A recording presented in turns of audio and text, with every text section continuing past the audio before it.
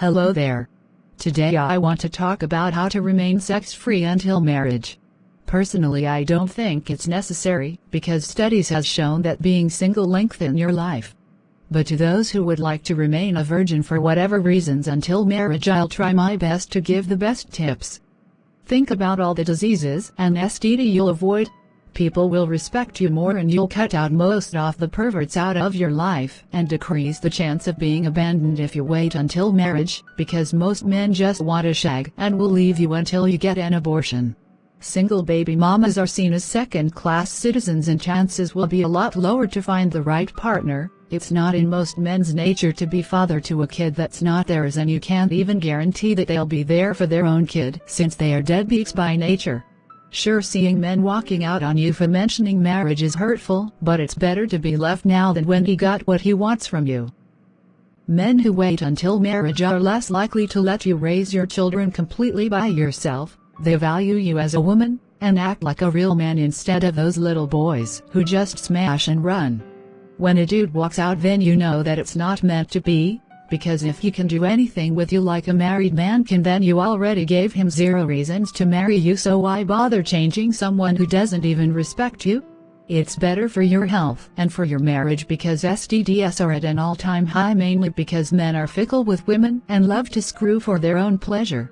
Remember this saying: if a man tries to manipulate you into having sex before marriage, if you sleep with him, then you've slept with everyone he slept with, because the STDs and AIDS he caught from others will be passed down to you. Sex before marriage is sacred in almost every religion or society, but people have forgotten that women's bodies are temples and not objects for men to use.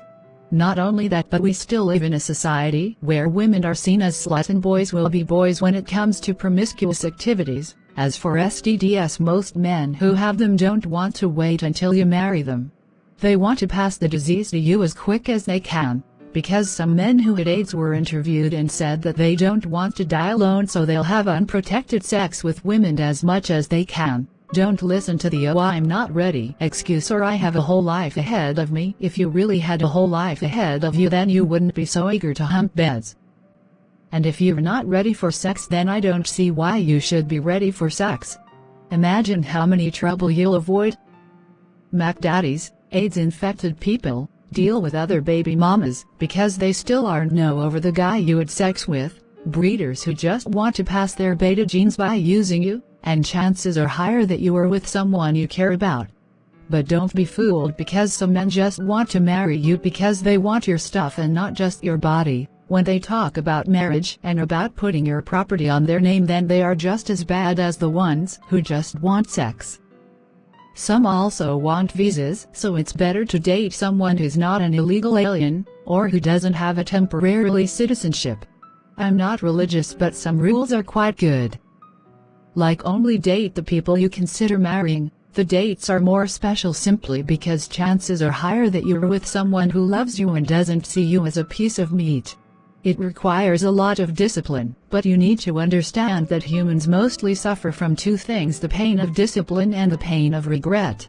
If you cater to his needs and forget your values as a woman, but feel the pain of regret when he dumps you or leaves you with a baby and low life expectancy, because he infected you with AIDS and a baby you don't have the resources to take of the baby's needs, or suffer from the pain of disciple and see many people go, or breakups, but with the result that you'll find at least one man who is willing to stay for you.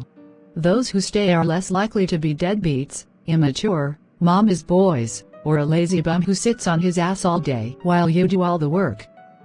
If you only date the ones you consider marrying, you will find someone who lives up to your standards instead of giving low-life idiots a free ride. You got a higher caliber than they do, so don't value sex or pleasing men over your own self-worth as a woman.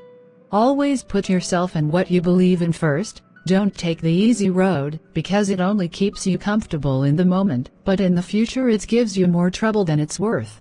Don't be scared of having high standards, because that's what will make the relationship last. If you expect a man to be just as thoughtful in the beginning of your marriage to the present, then he won't screw you over easily.